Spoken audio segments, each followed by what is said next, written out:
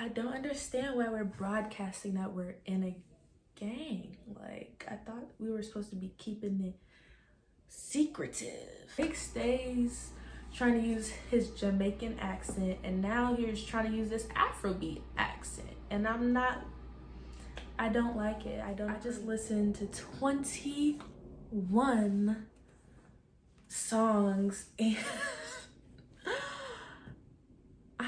I'm tired.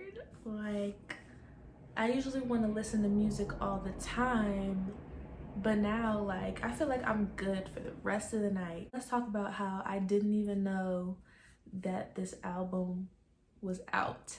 The only reason I knew, well, let me not even call it an album, because every time I call something an album, they'd be like, this is my project. So I had no idea that this project was coming out. The only reason I knew was because one of the email like listservs that I'm subscribed to was like making a reference to the fact that this was out. So I was like, let me go listen.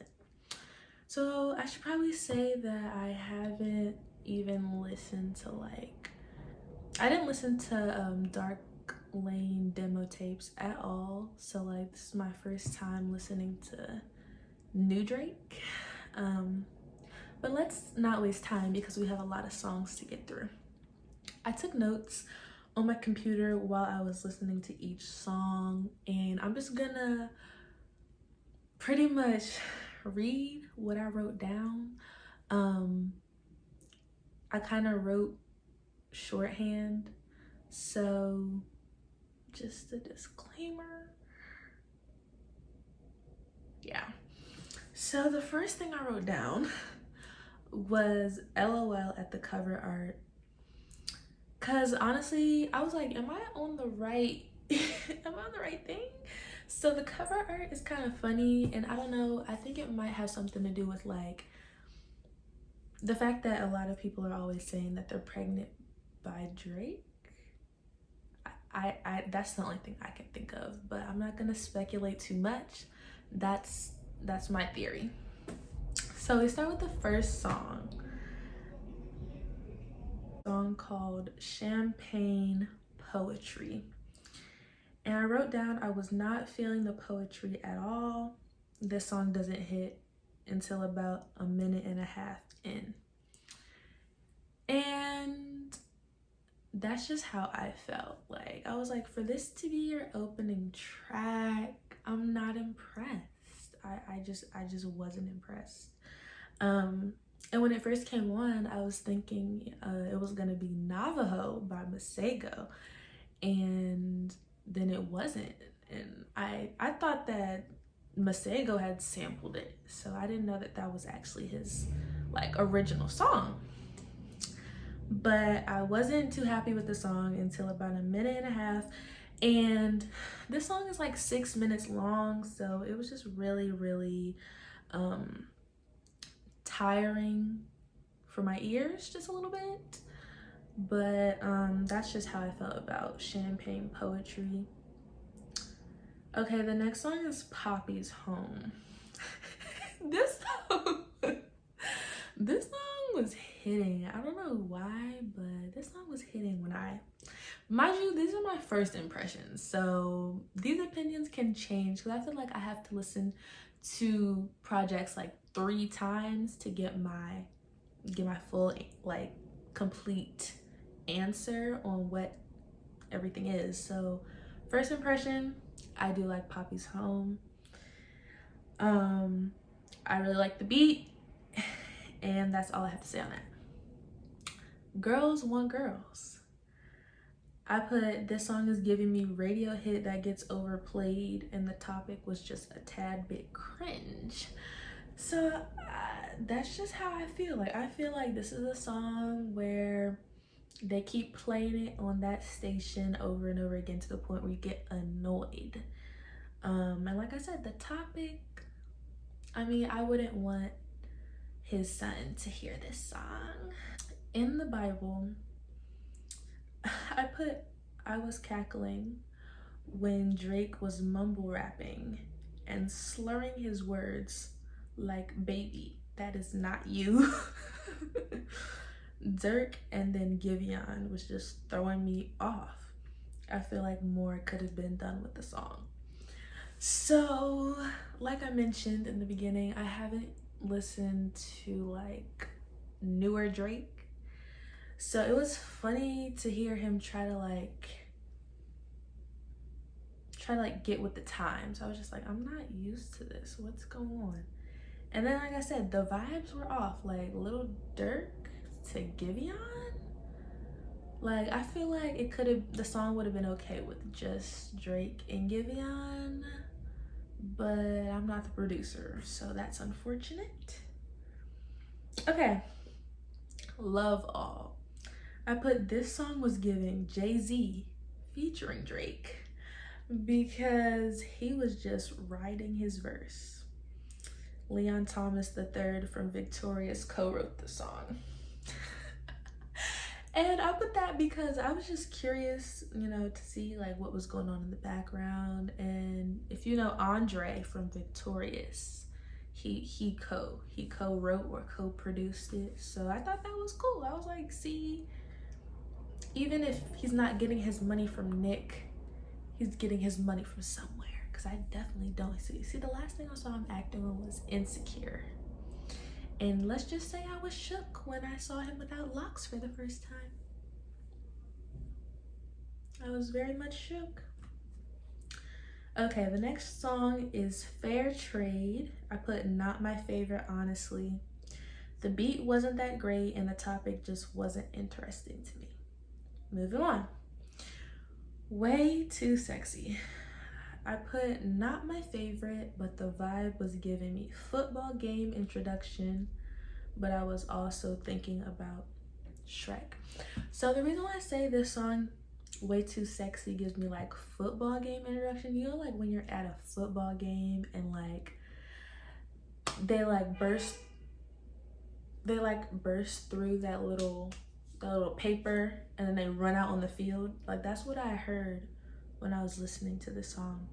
Then I referenced Shrek because if you watched Shrek before, you know the part that I'm talking about.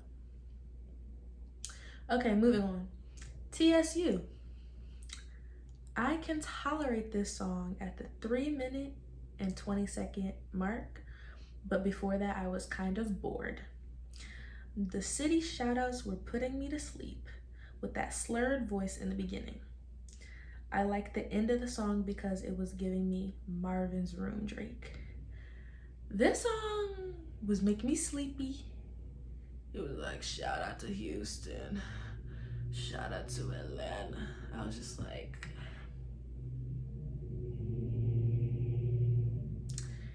yeah, so that's just my opinion. You can have a different one. Next song, In Too Deep. I put Rock and Roll Drake, ? The bass guitar or some instrument was just different for him. This song made me frustrated because the beat never dropped. This song is so frustrating. Like if you are a music fan, pretty much you can predict, or you could have the ability to most times predict when the beat is gonna drop in a song, and I was just like, oh, it's coming now, and it never came.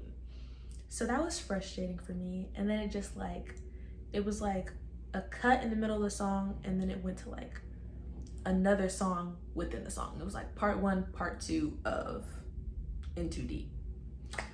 For Pipe Down, I like the sample. I wouldn't say it's my favorite, but I wouldn't skip it if I was just cleaning and my playlist was on shuffle. So first of all, I don't even know if this song would get added to my playlist, but like I said, if it was, I was cleaning, I wouldn't skip it. Not my favorite, but I wouldn't skip.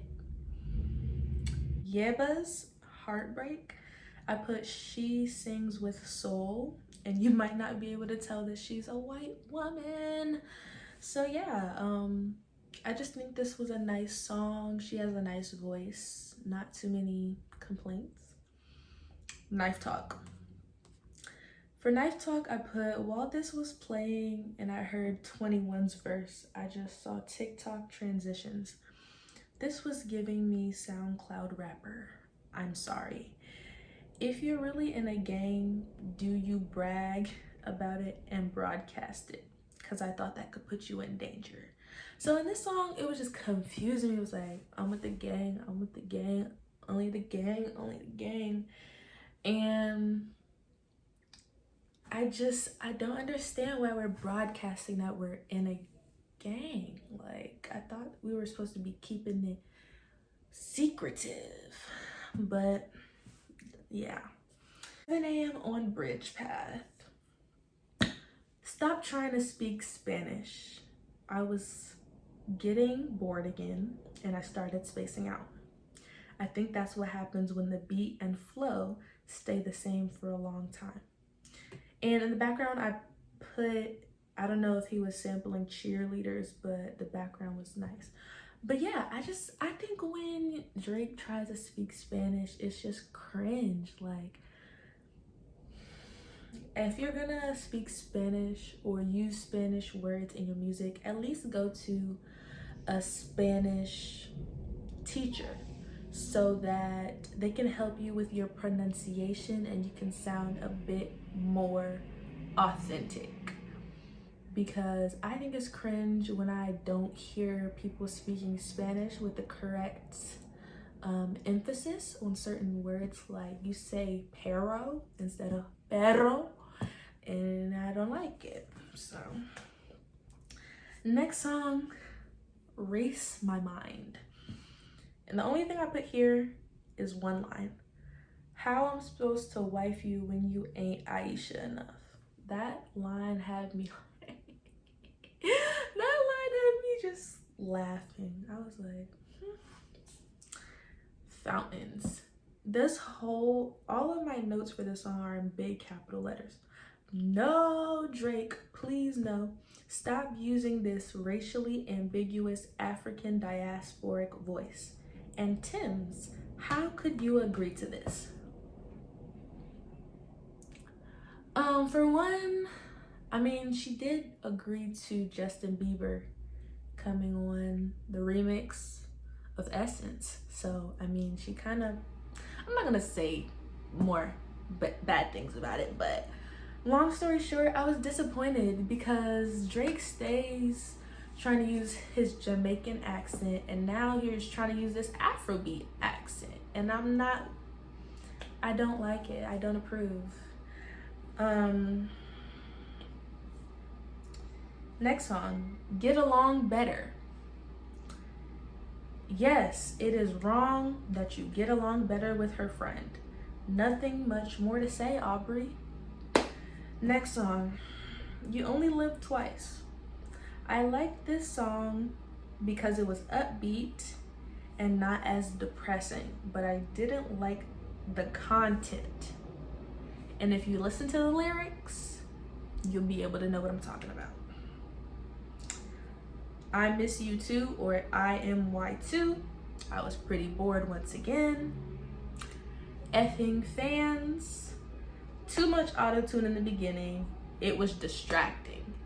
So something I found out was that Party Next Door co-produced this song, so that's probably why it was so much auto-tune. This is not even shade, but like, we know that Party Next Door is known for his auto-tune, so that wasn't too much of a surprise for me.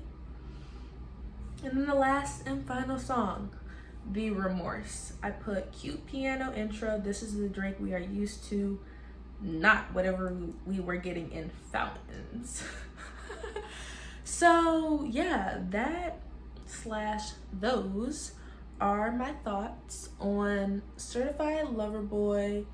I think maybe 2 or 3 songs could possibly get added to my library. I'll have to listen to them like 3 more times to see if they're even worthy of being there, but these are my first impressions. If you've listened to the album or if you have a favorite song, let me know which one that is. And if you disagreed with me on any of the songs, you can let me know as well. Just keep it respectful. Okay, I think that's enough. Okay.